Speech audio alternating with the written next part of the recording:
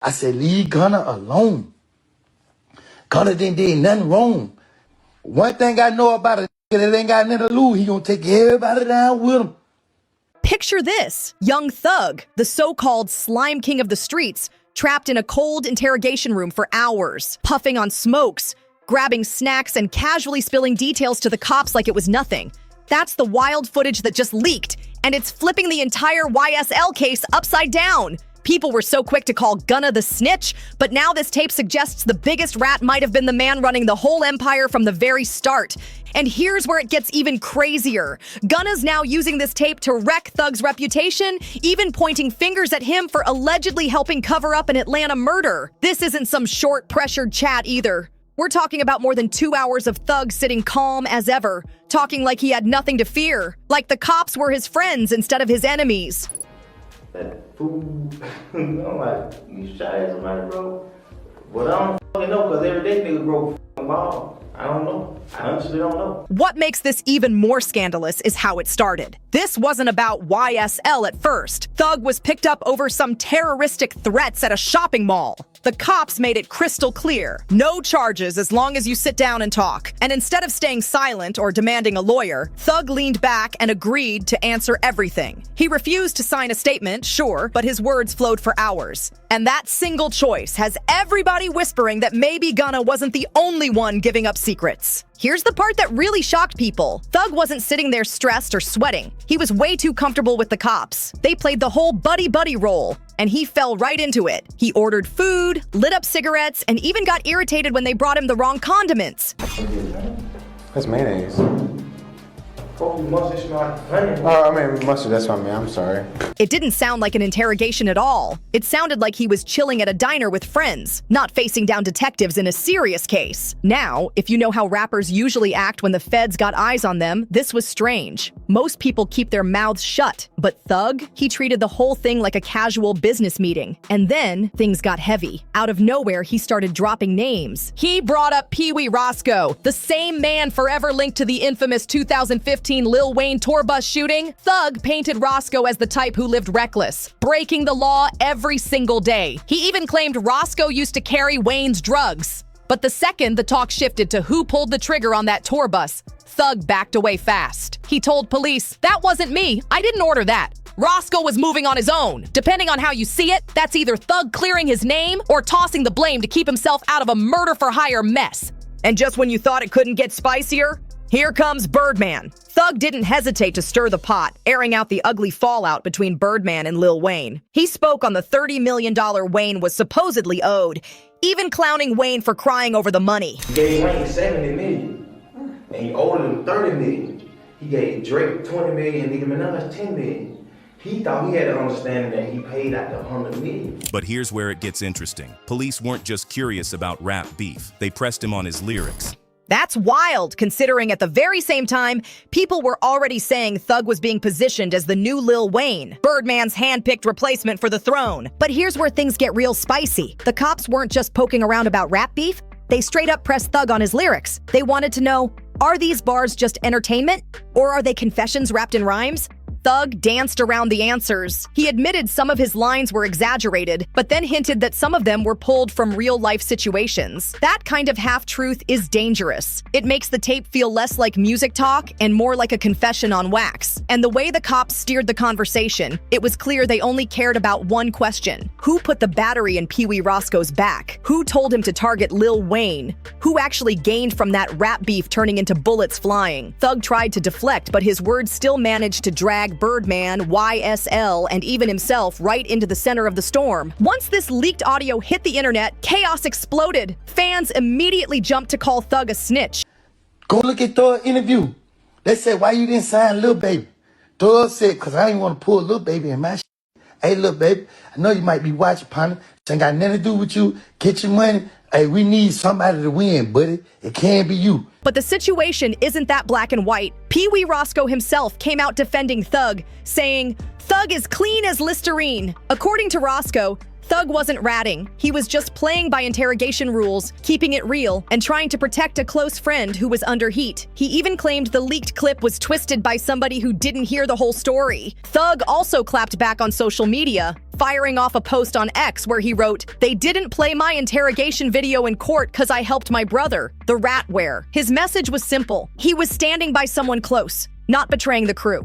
When I was locked up and Jeff was locked up, we went viral when they was like, "That's the type of friend you want." He was like, "Man, Roscoe ain't told y'all the damn thing." But here's the catch. Fans and critics are split down the middle. Some see it as pure hypocrisy, especially since Thug has been throwing shade at Gunna for years over those same snitch accusations. The irony isn't lost on anyone. If anything, this leaked tape proves just how thin that line really is for rappers caught up in street cases. One sentence can be seen as loyalty, the next as betrayal. Step into a world where loyalty means everything, where even being honest in an interrogation can be flipped and twisted into straight betrayal. That's exactly the weight hanging over this leaked tape, especially with the YSL context.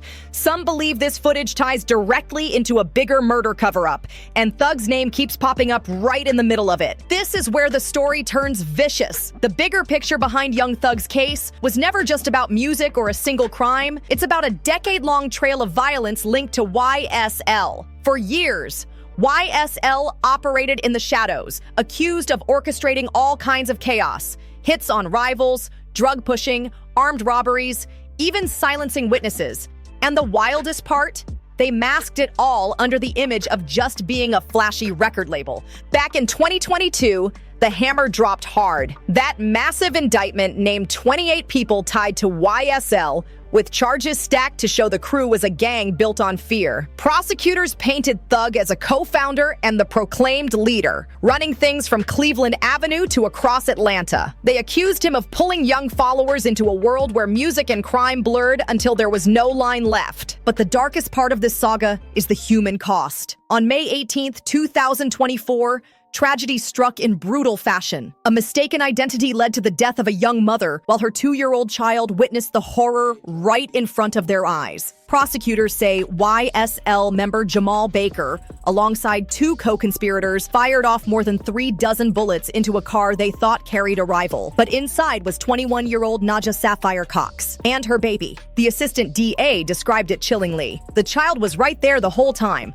watching his mom bleed out. Naja wasn't involved in gang life, and she wasn't a criminal. Just an innocent woman caught in the crossfire. And what's even crazier, investigators believe this entire shooting traces back to Lil Baby. They say the spark came from simple music video drama after Baby shot in the wrong neighborhood. And that tiny spark blew up into a tragedy no one saw coming. Baker got slammed with a sentence so heavy it's unreal. Life without parole plus another 65 years stacked on top. His co-defendants are still waiting for their day in court, but the message is clear. YSL street life left bodies, broken homes, and scars that don't fade.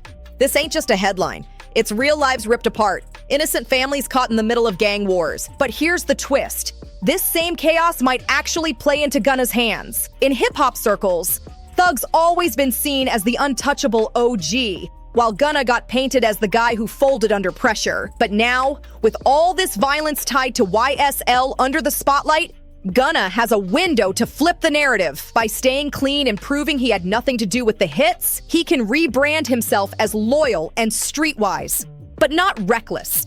And in the rap game, perception is everything. If Gunna's team plays it right, interviews, social posts, even slick bars in his songs, they can spin it to show he survived the storm without blood on his hands. The takeaway? Being too close to the real street action can drag you under, but Gunna could turn that lesson into strength, painting himself as smart, not soft, while pushing the image of Thug as the mastermind of a deadly empire. Remember back in late 2022 when Gunna stepped into court? That wasn't just another day. It was the moment that would forever shape how people see him. He took what's called an Alford plea. For those who don't know, that's basically saying, I'm not admitting I did it, but I know the evidence could convict me if it went to trial. A survival tactic in the legal world. But here's the problem. Nuance doesn't stick when it comes to the streets or hip-hop fans.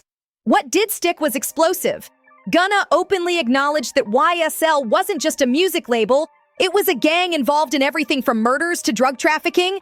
That one admission, simple as it sounded in court, blew up online and changed his reputation overnight. That one little clip, Gunna saying "yes ma'am," became his scarlet letter overnight. The internet didn't waste a second. Rappers like Boozy called him out instantly, social media dragged him nonstop, and the memes spread like wildfire. Just like that, Gunna became the face of what it means to snitch, even though legally he never pointed fingers at anyone. That single moment clung to him like glue, following him everywhere online. But here's the real breakdown. Gunna didn't cooperate with prosecutors. He didn't testify against YSL members. His offered plea was all strategy, a move to cut down his jail time, dodge testifying in a messy trial, and get back to his life and music. And guess what? The plan worked. While young Thug sat in a cell fighting harsh conditions, struggling with health issues and even noticeable weight gain, Gunna walked free and jumped straight back into rebuilding his career. That contrast lit the debate on fire. Loyalty versus survival, street code versus legal savvy.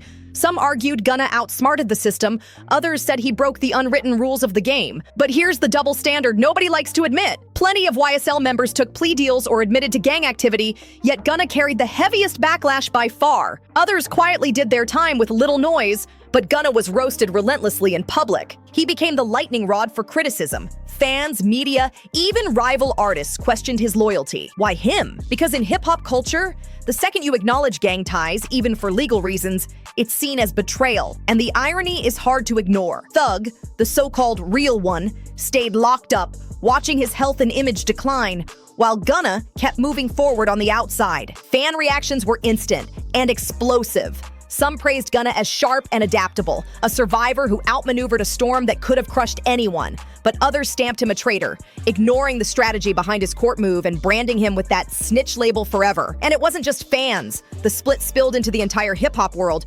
reshaping how people judged him. Walking that tightrope between legality, loyalty, and public opinion turned into the ultimate test. Now look at the career side of things. Gunna's plea deal, as harsh as it looked, became his secret weapon. He was able to bounce right back. Back in the studio, dropping collabs, keeping his momentum alive. Meanwhile, Thug's career slowed to a crawl, weighed down by jail time, declining health, and constant negative headlines. The contrast was brutal. One artist thriving after a plea, the other trapped in a spiral of setbacks. And this flipped the loyalty debate upside down. Fans started asking, if Thug was the real one, why was he the one stuck struggling? While Gunna navigated the system and came out intact. The irony hit hard. Then came the leaked interrogation audio, footage of Thug calm, almost too relaxed, casually dropping names. That only poured gasoline on the fire. Suddenly, two narratives collided. Gunna catching heat for a calculated courtroom move, while Thug faced backlash for sounding way too cozy with the cops. The double standard couldn't be clearer. One man vilified for surviving, the other critiqued for behavior that looked suspicious in its own way. It showed just how messy the lines really are between street credibility, loyalty, and the harsh realities of the legal system. And trust me, Gunna's team knows it. Every move since his plea, interviews, social media posts, even slick lyrics, has been about controlling that narrative, reminding the world he walked through chaos without selling out anyone. He played the system like a chessboard, and whether you love it or hate it, some fans respect the move. Others may never forgive him, but it stamped Gunna as cautious, calculated, and adaptable, qualities that matter just as much as raw street cred when you're staring down the fallout of a high-profile RICO case. And this is exactly where Gunna's supporters start flipping the mirror back on Thug. If Thug is the so-called real one, then why did it take him so long to face the music? Why has he struggled so badly behind bars? And why is it that Gunna, who got out early and is stacking his career back up, caught the harshest backlash while others, even Thug himself, avoided the same level of public fire? These questions stay loaded and the answers are messy. In hip-hop, that's what keeps the tension alive. Fans debate it nonstop. Artists lace references into their bars, and the YSL saga keeps spilling out, not just in the courtroom, but in the streets, on social feeds, and through every track either side drops. Gunna's infamous "yes ma'am" moment isn't just a clip anymore, it's a symbol of survival under pressure, a lightning rod for controversy, a lens the public uses to measure loyalty, strategy, and street sense in real time. It proves just how complicated it really is to navigate the storm surrounding YSL, and it leaves the world stuck on one question. When it comes down to loyalty versus self-preservation, who really wins in the end? And that's where we'll leave it. If you rocked with this breakdown, don't forget to hit that like button, subscribe, share this with a friend, and drop a comment with your take. See you on the next one.